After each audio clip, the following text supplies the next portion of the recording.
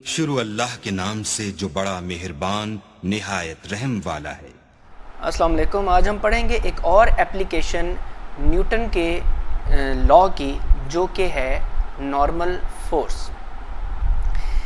Normal force होती क्या है, इसके हम पहले डेफिनेशन देख लेते हैं। डेफिनेशन में क्या बयान करती है? डेफिनेशन कहती है when a body presses against a surface, the surface, which is even a seemingly rigid one, deforms and pushes on the body with a normal force। वो normal force जो कि F है, उसको मैं किससे शो कर रहा हूँ? उसको मैं N से शो कर रहा हूँ, ठीक है। वो normal force that is perpendicular to the surface, मतलब कि जब एक ऑब्जेक्ट है, जो बॉडी है, किसी भी सरफेस पर कांटेक्ट करती है, तो वो सरफेस जो है उस बॉडी पर एक परपेंडिकुलरली फोर्स एक्सर्ट करती है, जिसको हम नॉर्मल फोर्स कहते हैं, ठीक है। जैसे कि लेट्स सपोज मेरे पास ये एक सरफेस है, उस पर ऑब्जेक्ट ये पड़ा हुआ है, तो ये सरफेस जो है इसको पुश करेगी, मतलब नॉर्मल फोर्स लगेगी आउटवर्ड परपेंडिकुलर। सिमिलरली ये ऑब्जेक्ट है, ठीक है, ये एक सरफेस पर इस तरह एडहियर हुआ है, तो ये इसको पुश करेगी आउटवर्ड, बाहर की तरफ, परपेंडिकुलर टू द सरफेस, ठीक है। परपेंडिकुलर सरफेस मतलब ये देखें 90 डिग्री एंगल बन रहा है सरफेस के साथ, ओके। और जब ये वाली मेरे पास एक ऑब्जेक्ट है जो कि एक सरफेस के साथ एडहियर किया हुआ है, कॉन्टैक्ट के अंदर है, तो ये सरफेस जो है इस ऑब्जेक्ट पर एक नॉर्मल फोर्स जो कि परपेंडिकुलर टू द सरफेस है वो लगेगी। इस बातों से, इस डेफिनेशन से हमें ये तो पता लग गया कि normal force is a contact force. इसका मतलब ये है कि अगर एक ऑब्जेक्ट फ्रीली फॉल कर रहा है, तो ये कहना कि उसके ऊपर कोई नॉर्मल फोर्स एक्सर्ट कर रही है, और हमें पता है कि वो ऑब्जेक्ट जो फ्रीली फॉल करे किसी भी सरफेस से टच नहीं है, इन कॉन्टेक्ट नहीं है, ये कहना गलत होगा। हम आने वाले कुछ लम्हों के अंदर देखेंगे कि वो गलत क्यों होगा, न्यूटन के लॉ को मद्देनज़र रखते हुए। तो क्योंकि ये एप्लीकेशन न्यूटन लॉ की है, तो न्यूटन के तीनों लॉज को हम इस एक एप्लीकेशन के अंदर नॉर्मल फोर्स के अंदर पढ़ेंगे इंशाल्लाह। तो हमें पता लग गया normal force is a contact force. चले शुरू करते हैं इसके केसेस के साथ, एग्जाम्पल के साथ। कोई भी चीज़ समझनी उसके लिए एग्जाम्पल देनी लाजमी होती है to make the thing easy. ये हमारे पास एक टेबल है, ठीक है, और इस टेबल पर एक बुक पड़ी हुई है। बुक पड़ी का मतलब है रेस्ट में है। रेस्ट का मतलब है ना ये ऊपर की तरफ मूव कर रही है और ना ये नीचे की तरफ मूव कर रही है, मतलब नो वर्टिकल एक्सेलरेशन, ठीक है। तो ए वाई को मैंने कह दिया है कि दैट इज 0, ठीक है। अच्छा, अब जब ये बॉडी या जब ऑब्जेक्ट है ये हमारा, ये बिल्कुल मूव नहीं कर रहा है, एक्सेलरेट नहीं कर रहा, तो इसका मतलब इसके बाद जो नेट फोर्स लग रही है वो मस्ट बी 0। तो net force is 0।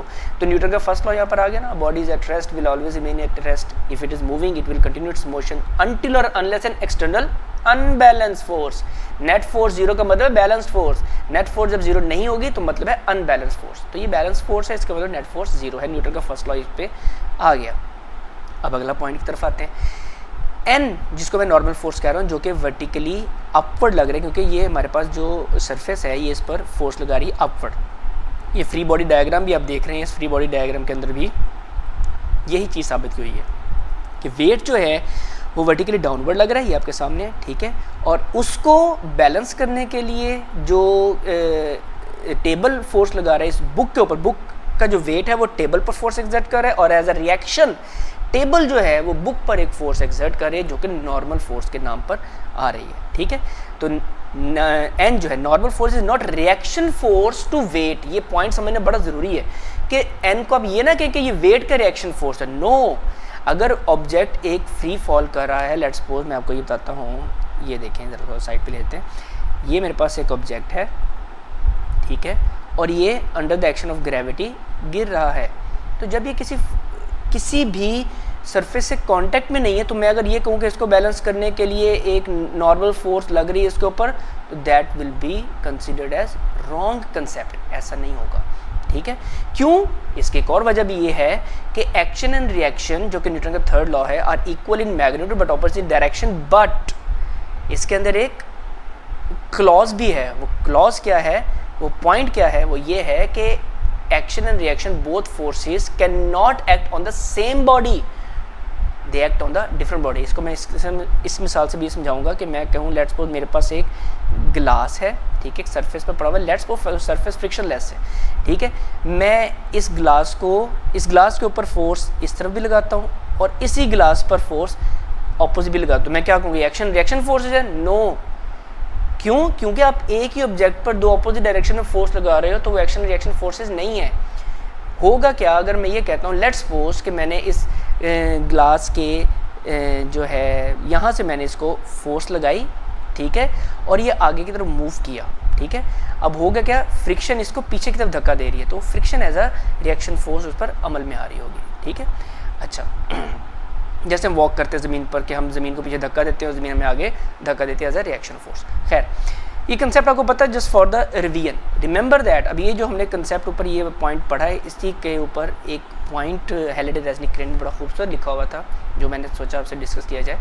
Remember that the action reaction pair of Newton's third law never act on the same body. यही तो बात मैंने भी आपको बताई है और आपको दिखा भी दी है। So the forces normal force and weight that act on the book can not be an action reaction pair. मतलब कि नॉर्मल फोर्स और वेट को आप एक्शन रिएक्शन पेयर नहीं कह रहे। वेट की वजह से बुक जो है वो कांटेक्ट पर आ रही है इस किस पर, इस टेबल पर, जो कह लो कि वेट जो है एक्शन कर रहा है टेबल पर एज अ रिएक्शन टेबल, ठीक है, वो नॉर्मल फोर्स एक्सर्ट कर रहा है, तो बुक एक्ट कर रही है और टेबल उस पर रिएक्ट कर रहा है। ठीक होगी बात, ये होगा।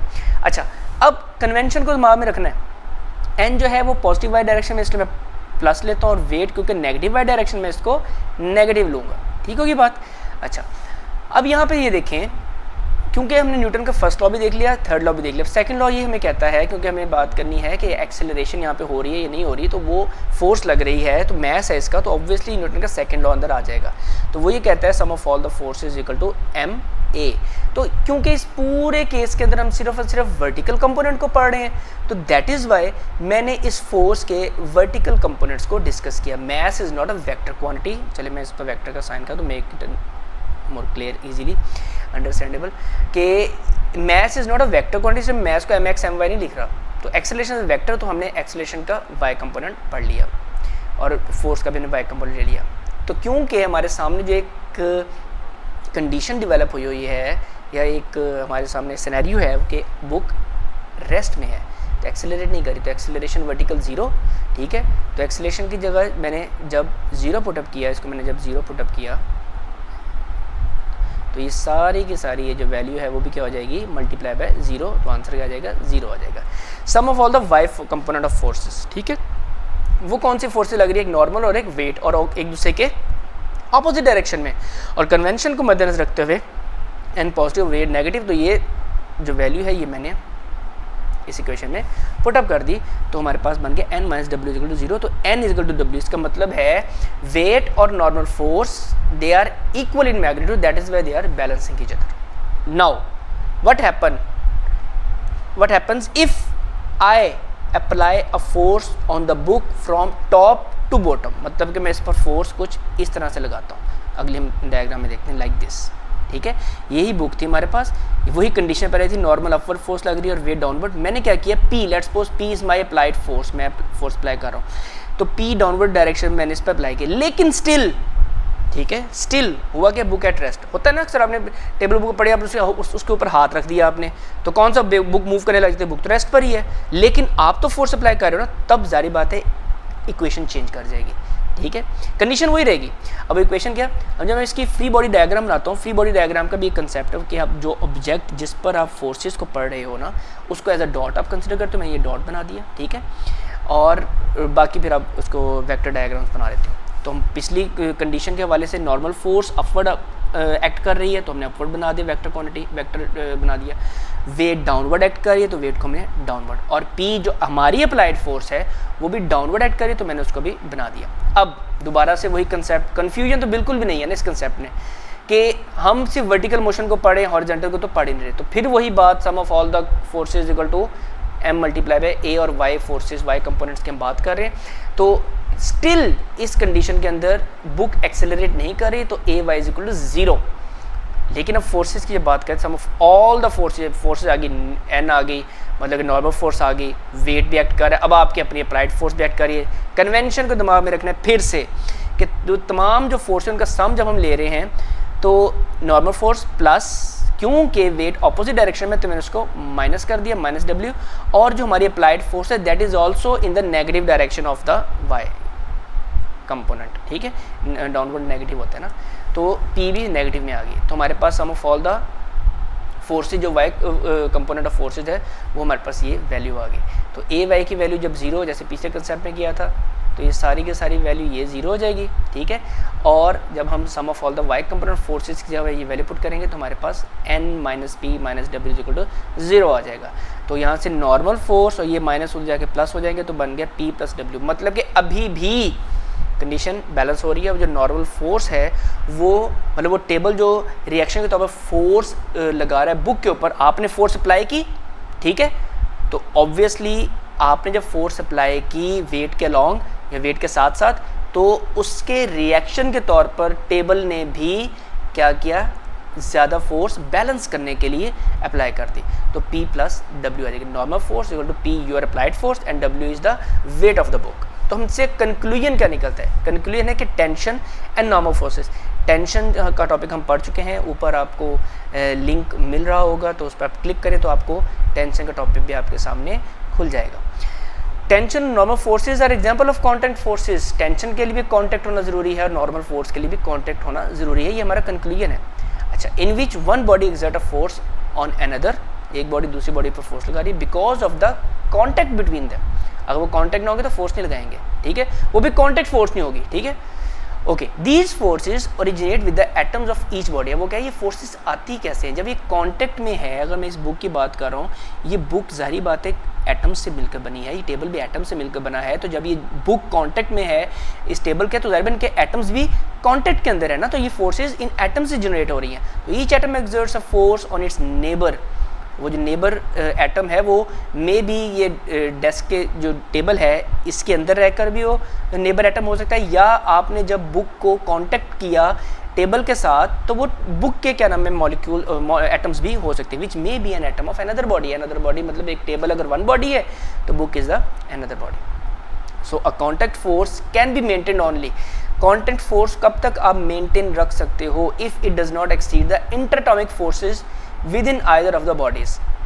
मतलब इस कंसेप्ट को मैं इस तरह समझाता हूँ कि आपने इस पर फोर्स अप्लाई की, टेबल के ऊपर बुक रेस्ट में आपने फोर्स और अप्लाई की और अप्लाई किया, एक वक्त आया कि ये टेबल टूट गया और बुक नीचे को गिर गई, एक्सेलरेट कर गई।